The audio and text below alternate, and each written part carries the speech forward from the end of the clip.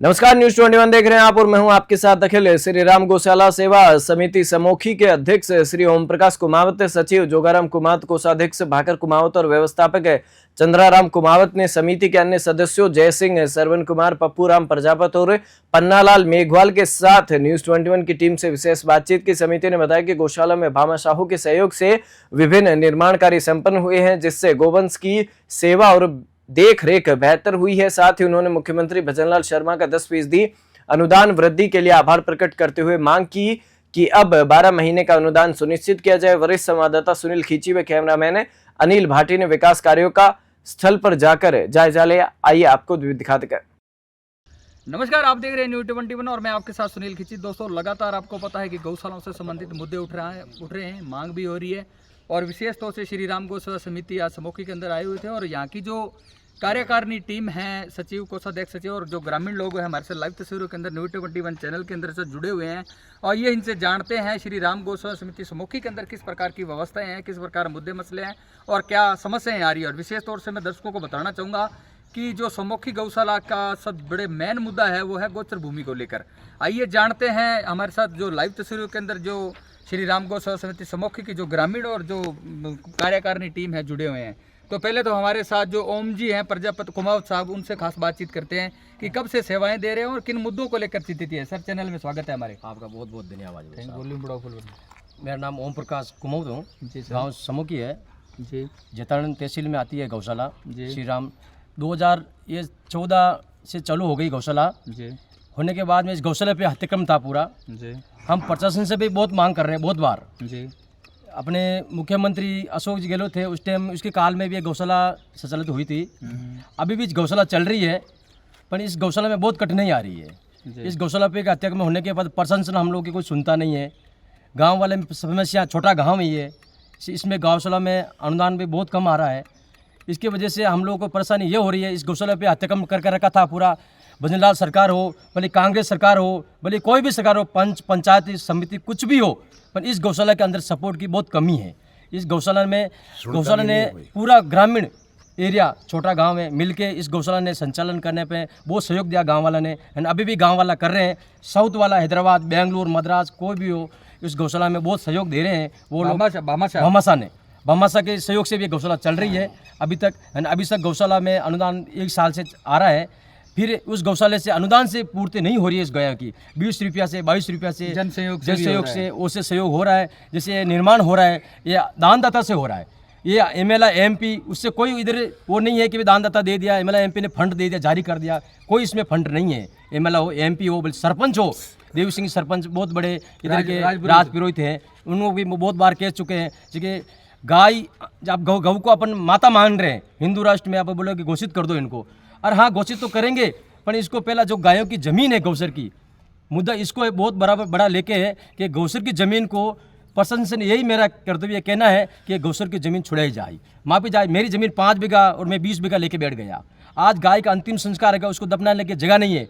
हम लोग ये इतना परेशान है, गाँव वाला, ये गौशाला वाले, चनाले वाले मेंबर इतना परेशान है हम लोग कि जब पंचायत में आते हैं ज़मीन अलॉट करना है शमशान के लिए, गायों के लिए, वो सुनते हैं, इस कान से सुनते हैं और इस कान से निकाल देते हैं। तो प्रशासन से अपना यही कहना है, यही मुद्दा पहले से तो कि गौसर की ज़मीन मापी जाए और छुड़ाई जाए। मेरी 50 बीघा, मेरी 1 बीघा ज़मीन तो 1 बीघा ही होनी चाहिए, वो 50 बीघा हटानी चाहिए, ठीक है। फिर बाद में गौशाला जो 90% गौशाला गौसर की ज़मीन में है, उस गौशाले को प्रमाण पत्र जारी जाए और पट्टा जारी किया जाए, ठीक है ना। फिर सरकार बोल रही है कि गौशाला को अपन पट्टा जारी नहीं करेंगे गौसर की ज़मीन में, और वो गायों की ज़मीन है, आप पट्टा जारी करने में आपको क्या परेशानी है? नहीं, परेशानी है क्या उस ज़मीन में? तो गायों की ज़मीन है, उसको पट्टा जारी किया जाए, उसको अनुदान चालू किया जाए, किसी को गौशाले को परेशानी नहीं करे जाए। अब इसमें यह मुद्दा लेके कि भाई प्रशासन गायों का अनुदान बढ़ा रही है, जैसे 10% एमएलए एमपी प्रधान के पास फंड आता है, अभी तक इस गौशाला में एमएलए हो, बच्चा एमपी हो, कुछ का 1 रुपया इस गौशाला में नहीं आया अभी तक। जो गौशाला लिम्पी बीमारी से गाय एक्सपायर हुई थी, वो मर गई थी, पंचायत ने बोला ये गाय के पीछे 1000 रुपया देंगे, अभी तक 1 रुपया इस गौशाला में पंचायत के थ्रू 1 रुपया डोनेशन नहीं हुआ। इसलिए हम लोग परेशान हैं। आपसे माध्यम से यही कहना चाहते हैं जी 20 के हिसाब से कि भाई इस गौशाला न्यूज 21 इसके माध्यम से मैं आपको यही कहना चाहता हूँ, हम लोग की यही मांग है, आगे से आगे वीडियो की तरह आपको इसको बात को पहुँचाया जाए। मेरा यही कहना, जय हिंद जय भारत। विशेष तौर से मैं दर्शकों को बताना चाहूँगा कि मैं काफ़ी समय से ये गौशालाओं के मुद्दे उठा रहे हैं। हमारी जो टीम है काफ़ी समय से इस गौशालों से संबंधित संघर्ष कर रही है। तो यहाँ के जो युवा है जो सम्मुखी गांव के, वो भी हमारे साथ लाइव तस्वीरों के अंदर जुड़े हुए हैं। उनसे खास बातचीत करते हैं कि इस गौशाला को लेकर वो क्या चिंतित है और सरकार तक क्या आवाज़ पहुँचाना चाहते हैं। सर पहले तो हमारे चैनल में स्वागत है आपका। धन्यवाद। मैं ये कहना चाहता हूँ 9 महीने की जगह 12 महीने का अनुदान किया जाए तो गायों के लिए व्यवस्था बन सके, नहीं तो हमारे बहुत कटने आती हैं। जी 3-3, 5-5 आदमी रखते हैं, महीने का लाख रुपये खर्चा आता है, इससे हमारी पूर्ति नहीं होती, चावल भी महंगा हो गया। जी बिल्कुल। ये कहना चाहता और हूँ। सरकारी अनुदान वही है, कोई कम आ रहे हैं, 10% क्या होता है। बिल्कुल बिल्कुल। ये गाय का रोज का 50 रुपये में किलो में क्या आएगा?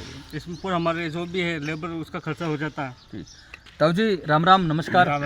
क्या कहना चाहो थे थारे गौशाला ले गए, क्योंकि काफी समय होते गौशाला है जो आप यहाँ संभाल रहे हो, किन समस्याओं का सामना करना पड़ रहा है? बहुत समस्या है इन गाँव में, कोई भी अनुदान नहीं दे रहा है, कोई बाल ही चला रहा है इन गाँव में, और वे तो बहुत कटवी करता है इन गाँव में, तो क्या गौशाला रहना ही नहीं चाहिए। नमस्कार ताऊ जी, परिचय बताओ। नमस्कार। पहले तो आपका परिचय बताइए। अपन तो ये ऐसी कि हमारी गौशाला में पड़ी चाहिए, पहला नंबर जी पूरी। जी ये गाय नाकने की जगह नहीं है, जो मर जाती है हमारे घर पे तो डाली जाएगी, जी तो गौशाला जमीन में डाली जाएगी। जी बिल्कुल। ये लोग नाकड़ नहीं देता है, जी सरपंच पट्टा बना के देता नहीं है, वो पैसे मांगते हैं। अच्छा। क्या पैसे लाओ, पैसे किस बात का लाएंगे? जी बिल्कुल। उन बापरी से जमीन है कोई नहीं, जी बिल्कुल। जनता की जमीन है, गवर्नमेंट की जमीन है, गौचरी है, वो पट्टा किस बात का मांगते हैं, पैसा किस बात का मांगते। ये बड़ा दुख है। और अतिक्रमण मेरा भी बड़े भी है, वो उसको हटाया जावे। जी कितने बीघों में अतिक्रमण? अतिक्रमण मेरे कम में कम 300 बीघा में। अच्छा 300 बीघा में अतिक्रमण? हाँ, 300 गौचर की बीघा। जमीन में। गौचर की हाँ, बीघा। गौचरी भूमि में 300 बीघा में अतिक्रमण है। तो सर बातचीत करते हैं, हाईटेक गौशालाएं बनाई जाए, आत्मनिर्भर गौशालाएं बनाई जाए, इसके लिए सरकार कुछ अच्छे कदम या कुछ संसाधन दिए जाए, गौशाला को अलग से फंड दिया जाए। जैसे गोबर है आपके पास, गोबर गैस को कन्वर्ट किया जाए, गोबर गैस के अंदर गोबर को केंचुए खाद के अंदर कन्वर्ट किया जाए, अच्छे अच्छे सांड तैयार हो, अच्छे अच्छे बच्चियां तैयार हो, प्रजनन क्षमता बढ़े, फीड तैयार किया जाए, दुधारू पशु हो, तो गौशाला को अर्निंग हो। इसके लिए आपकी क्या प्लानिंग है जब आप गौशाला आपकी मीटिंग होती है कार्यकारिणी टीम? पहली बात तो आप बोले कि जैसे गौमूत्र बिकना चाहिए, हाँ। दूध बिकना चाहिए, जैसे कोई भी और भी हो, जैसे उपला हो, गोबर हो, कुछ भी हो, इसके चलाने के लिए गवर्नमेंट से हमको फंड चाहिए पहला। जो हम लोग के पास कुछ फंड भी नहीं होएगा तो हम क्या करेंगे? जब गाय को नहीं पाल से 20 रुपये में किसान खेत से एक पुला निकालता, 2 किलो आता है उस पुला का, 2 किलो का 25 रुपया लेता है एक पुला का। अभी तो गौशाला में आते आते उसका 30 रुपया हो जाएगा। 15 रुपये किलो चारा पड़ता है, 20 रुपये में गाय नहीं पलती है, नहीं पलती। 30 रुपये में गाय नहीं पलती है। हम लोग का यही कहना है पहले से इसका फंड बढ़ाया जाए, ज़्यादा से ज़्यादा 50 रुपये से लगा के 100 रुपया किया जाए और 12 महीना इसका अनुदान किया जाए। फिर आगे से चलने के लिए गौमूत्र करने की उसकी सुविधा पूरी गवर्नमेंट के थ्रू, गवर्नमेंट थ्रू 3 सेट है, गोदाम है, होल है, उसका निर्माण गवर्नमेंट के थ्रू फंड दिया जाए तो गौशाला का संचालित होएगा। गौशाला चलाने के लिए निर्भर आत्मनिर्भर होना चाहिए, तो फंड उसका गवर्नमेंट के थ्रू होएगा तो आत्मनिर्भर होएगा। भाई बीच में हो जाएगा, प्लान खत्म हो जाएगा तो कुछ मिलने वाला नहीं है, गौशाला चलने वाला नहीं है। इसे गौ माता राष्ट्र करने के फायदा क्या बताओ मेरे को? हिंदू को फायदा क्या है? लेके खड़े हैं कि आज राष्ट्र मत गौ माता राष्ट्र कर दो, वो कर दो, वो कर दो, कुछ नहीं होने वाला नहीं भाई साहब। पहला तो इसको गौशर की जमीन को नापी जाए, गौशर की जमीन को अपन लोग खा रहे हैं, इसके लिए इसके बड़ा कदम उठाया जाए। हम लोग का यही कहना है, जोराम कुमाऊं से यही कहना, पशुपालन मंत्री से भी और भंजलाल सरकार से भी यही कहना है, कुछ भी हो, भाजपा सरकार हो, पशुपालन विभाग मंत्री, उससे भी हम लोग की बात आगे से पहुंचाया जाए। और भंजलाल सरकार से यही कहना हम लोग का कि इससे ज़्यादा से ज़्यादा संख्या में अनुदान गौशाला को फंड दिया जाए, जिसे 50 रुपया और 100 रुपया फंड दिया जाए। चिकित्सा की किस प्रकार की व्यवस्था है? चिकित्सा तो इधर जैसे पंचायत समिति में, पंचायत में लागे डॉक्टर है, वो उसको बुलाते हैं तो आते हैं, तो प्राइवेट बुलाएंगे तो उसको पैसा देना ही पड़ेगा। गौशाला को पैसा देना, अनुदान का पैसा देते हैं, दानदाता पैसा दिया, उसमें फंड देना पड़ता है हम लोग को। ठीक है, गवर्नमेंट चिकित्सालय का पैसा नहीं देती हम लोग को, सिर्फ गवर्नमेंट एक ही है, उसके चारे का अनुदान का पैसा देती है, वो भी 20 रुपया से लगा के अभी 44 रुपये की है। सारा मैनेजमेंट उसमें से करना। हाँ, बस उसमें ही करना पड़ता है। बिजली, लाइट, पानी की निकासी, पेयजल की व्यवस्था और जो बिजली बिल है वो सरकार वहन करे, वो सरकार को भरना चाहिए, सरकार के ऊपर निर्भर होना चाहिए। भले एमएलए हो, भले पंचायत के ऊपर हो, भले एमएलए के ऊपर हो, प्रधान के ऊपर हो, वो उसके ऊपर होना चाहिए, गौशाला के ऊपर निर्भर नहीं होना चाहिए। आप गौशाला गौ माता घोषित कर रहे हैं, 33 करोड़ देवी देवता का वास कर रहे हैं, तो अब हिंदू होकर फिर आप गौ माता को मान रहे हैं, तो फिर गौशाला का फंड कहाँ है? कहाँ गौशाला का फंड है? आप खुद समझदार आदमी हो, ठीक है ना। तो हम तो इस गौशाले को, गायों को बचाने में लिपि बीमारी इतनी आई थी, तो एक लोग सब सोचते थे कि गाय होती थी, उसके बारे में। फिर भगवान ने अच्छा किया, जो कोरोना काल में मनुष्य बच गया, इससे गाय बची है, ठीक है ना। उसको थोड़ा समझ के आपको यही सरकार तक बात पहुंचाई जाए हम लोग की कि एक तो गौसर जमीन में जितनी भी गौशाला खुली है, राजस्थान सरकार को यही कहना है मेरी, जो जितनी भी गौशाला है गौसर की भूमि में, कलेक्टर साहब का एक कलेक्टर का- आदेश है हाँ कि आवारा पशुओं को गौशाला में डाला जाए। तो नहीं, गौशाला कलेक्टर ने आदेश निकाल दिया, तो हम लोग का यही कहना है, जो गौशाला आज लेने के लिए तैयार है, 300 आगे गौशाला है, गया है खड़ी है अंदर गौशाले के अंदर, वो आप 500 ला के गालेंगे तो फिर 200 का कौन खिलाएगा? नहीं, 200 को कलेक्टर साहब बोलेंगे कि हम लोग 200 का अनुदान दिलाएंगे, तो 200 को दिलाएंगे तो अपन 700 डालेंगे, ठीक है ना। 300 से काम चलने वाला नहीं है भाई साहब, ये 500 का अनुदान है तो 500 गाय रहनी चाहिए इधर।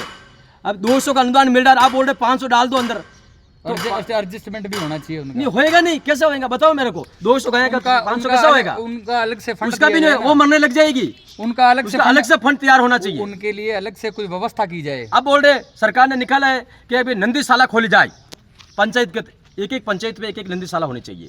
हाँ, हम लोग खोलने के तैयार है। पहले तो जमीन आउटलाइन की जाए नंदीशाला के लिए, फिर दूसरी बात गौसर खाली की जाए। आज नंदीशाला खोल दिया हम लोगों ने, 500 गाय डाल दिया, अवारा पशु डाल दिया अंदर, तो उनको भी चराने के लिए, उसको रहने के लिए, ठहरने के लिए व्यवस्था कहाँ पे होगी?